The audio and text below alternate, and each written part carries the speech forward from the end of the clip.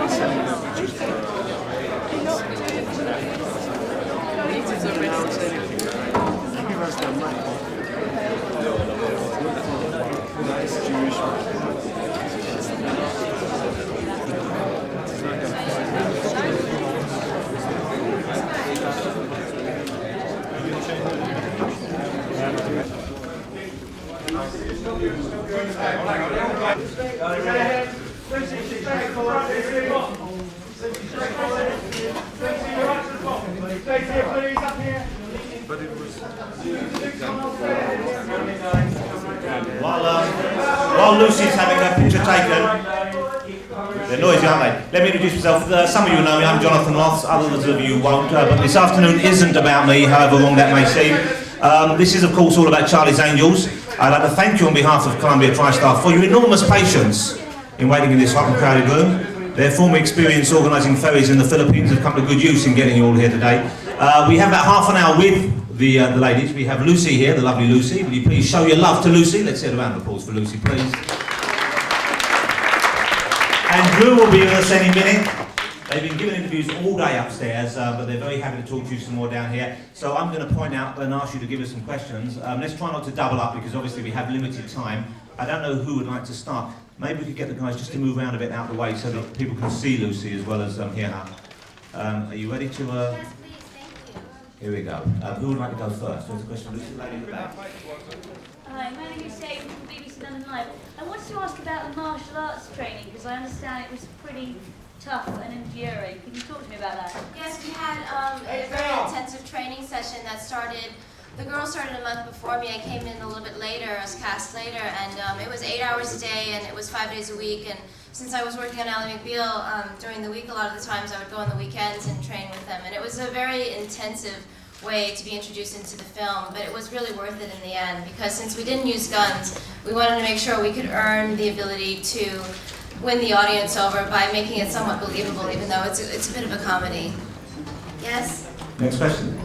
Emma from London Tonight. Lucy, last night you had a very exciting night too. It's not just the premiere tonight, but what were you up to last night? Tell us a bit about that. We had dinner with Prince Charles and it was wonderful. He's a gentleman, he's very charming, and it was just an honor to have dinner with him. It was a huge thrill for all of us. Did he do the cooking?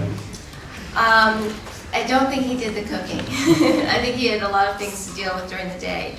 Gentleman over there. Lucy, did Jackie Chan give you any tips for martial arts work?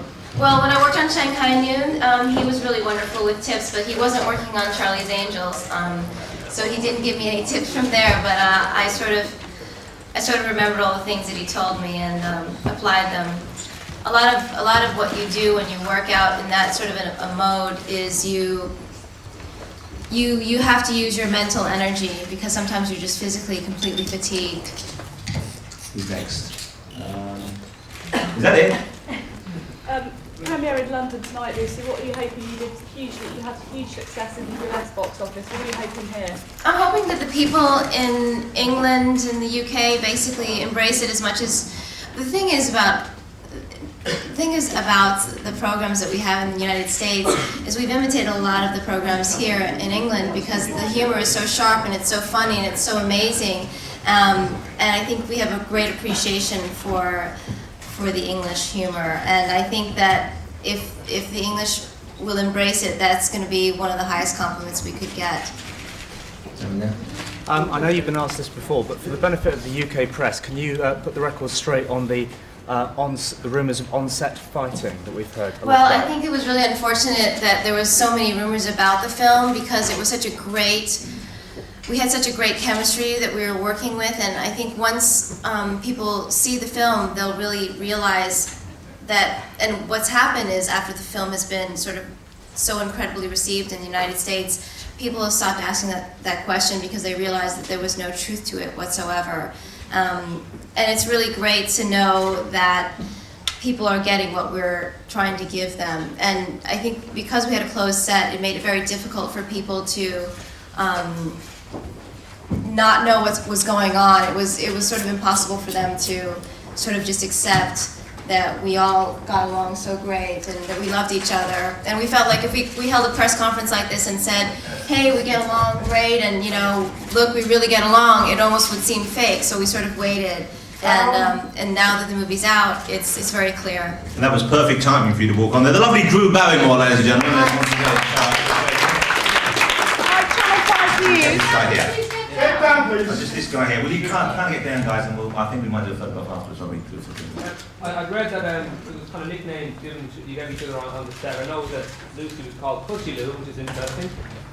Drew, you were called Pooh, and apparently Cameron was called something like Pooh Up, P-W-P, I don't know how you pronounce it. Pussy Poo. There you go. Do you have any idea where they came from, or are they... I don't remember where they started. I've been racking my brain trying to remember. We were sort of doing like little rhyme things, and Drew was trying to rhyme my name with something, and just came up with Pussy, and that was pretty much it. And it was just really something that was fun and intimate between us. And I always say it like, Pussy Lou. I said that to upstairs and I got slapped. Who's next? Back there. What did you talk to Prince Charles about when you sat next to him at dinner?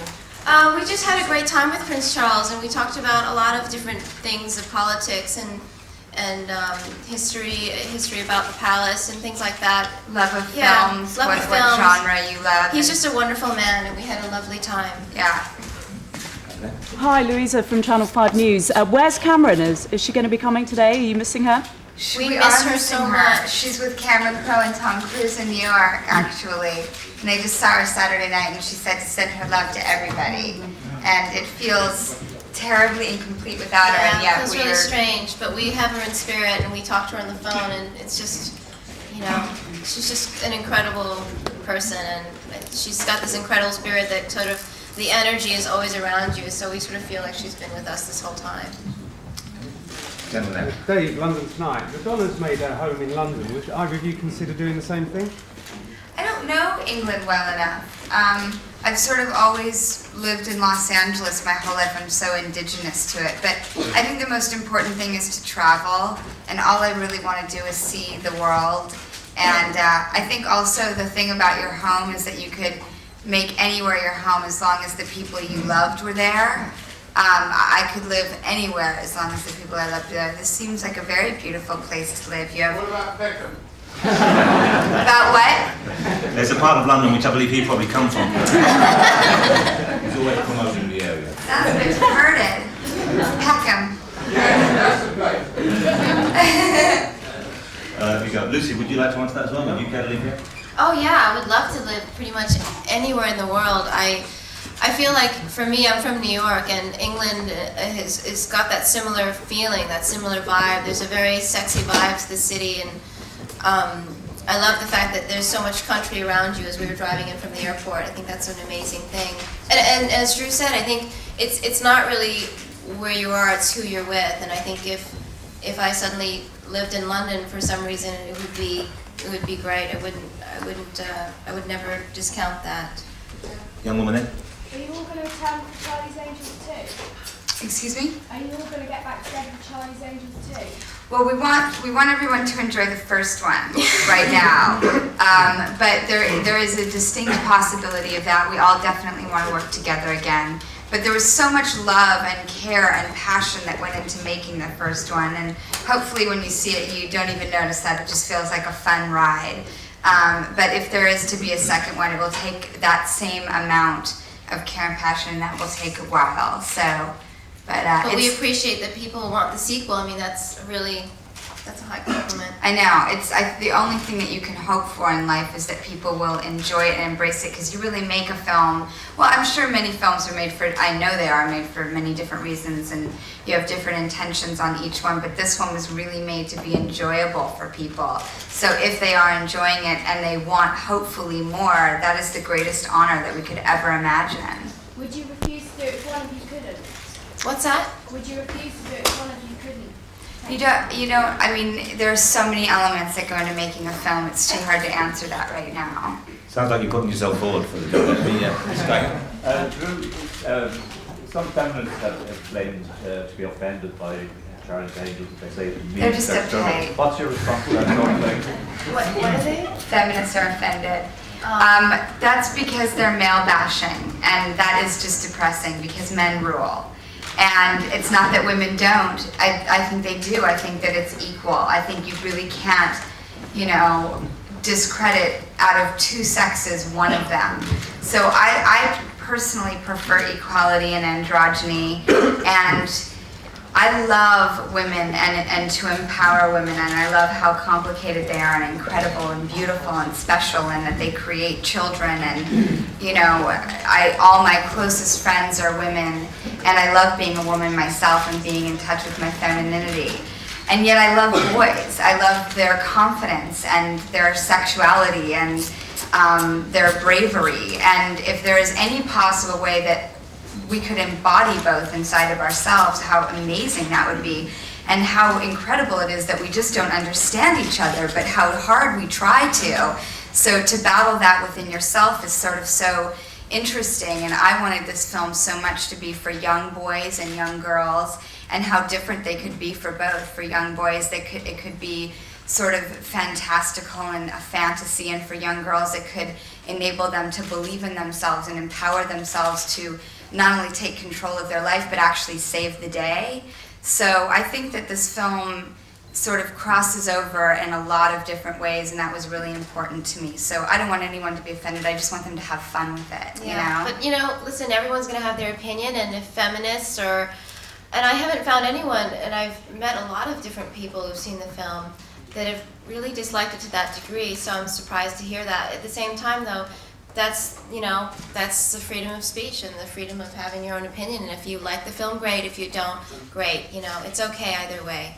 As a feminist myself, I had no problems with the film. Young guy. Question for both of you. How does it feel now to be considered as action stars? Great. I never thought that would happen. Yeah, I mean, it's weird to have action dolls that are, sort of look like you, and they're out there, and it's just a wonderful feeling. It's unusual, but it's about time.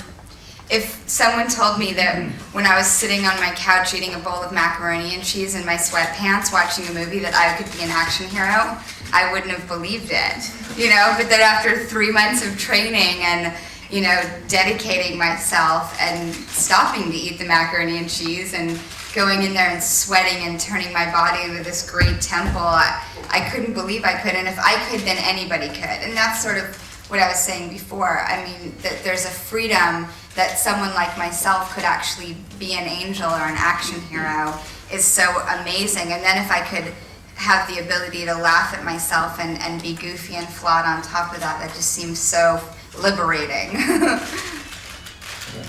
Drew, as producer, why were you unable to cut a deal with the original TV Angels that would have allowed them to make a cameo in the film? Well, there's so much that goes into making a film, for example, the first scene that we wrote that included the original Angels was at an airport, and it was sort of this moment, because we wrote the script, the writer, but we were all involved in the process, and we sort of wanted it to be this E.T. Yoda moment where they pass each other by, and this silence sort of, not stop and take time out of the movie.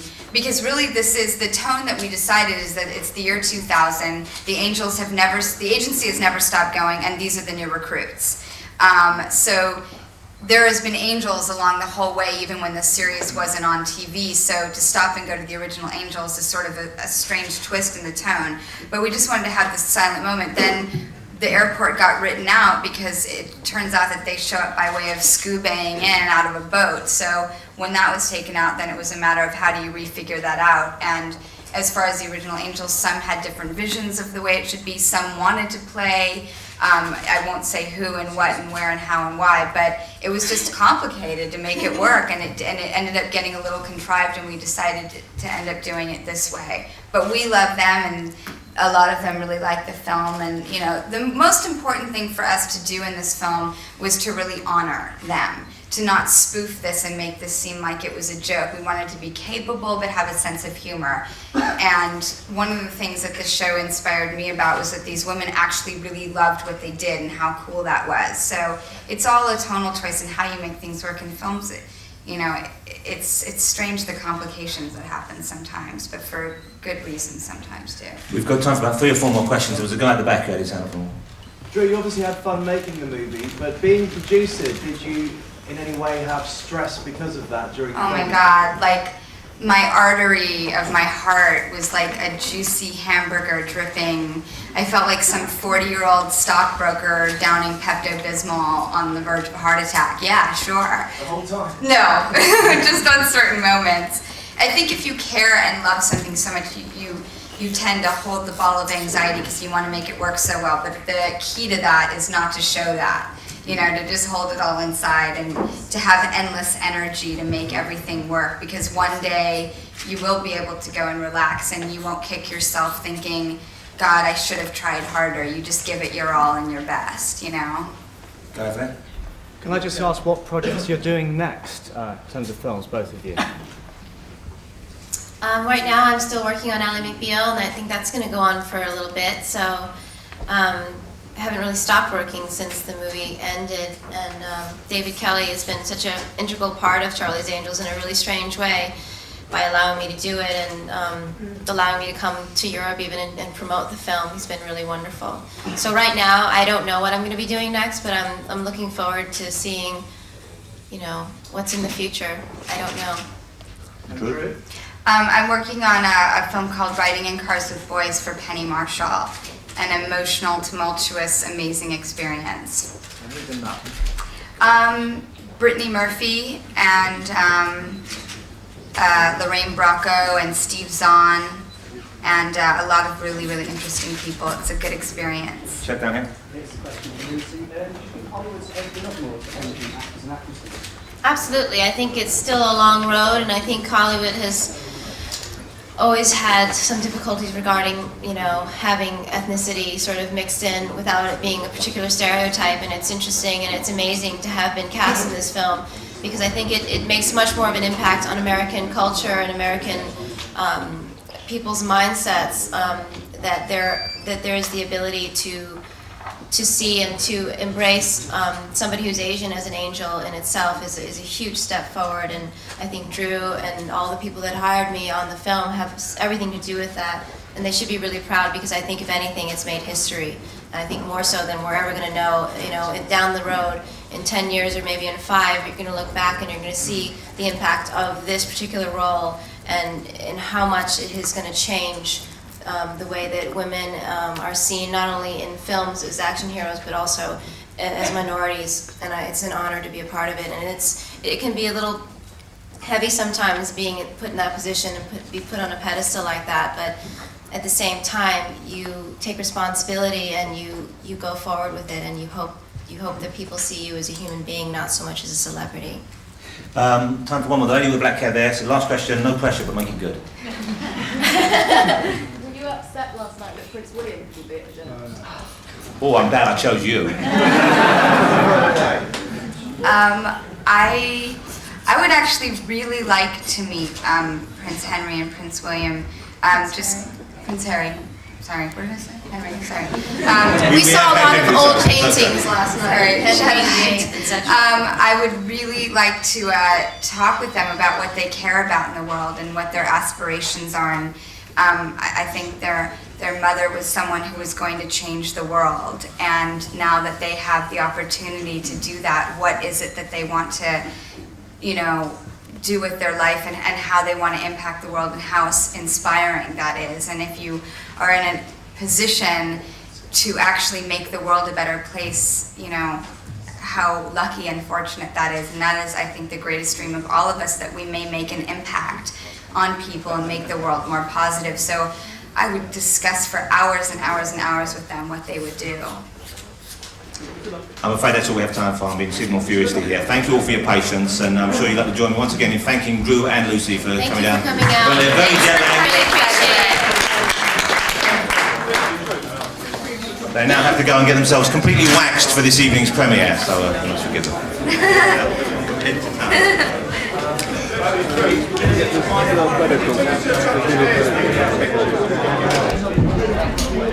Thank you, everybody.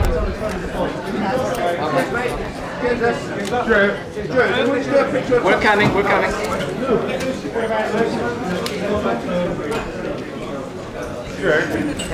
We'll come right there, right now. Drew, this way here, please. Drew, this way here, please. Drew, this way here, please. Straight to the left, please. Drew, that's it, yeah. Do that this way. Do it again this way. Do it that way. Okay, Drew. Drew, can you do that this way?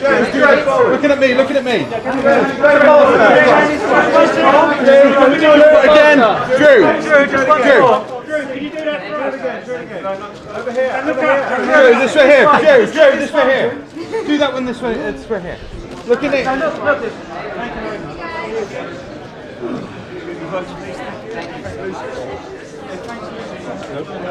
Have a good day, everybody.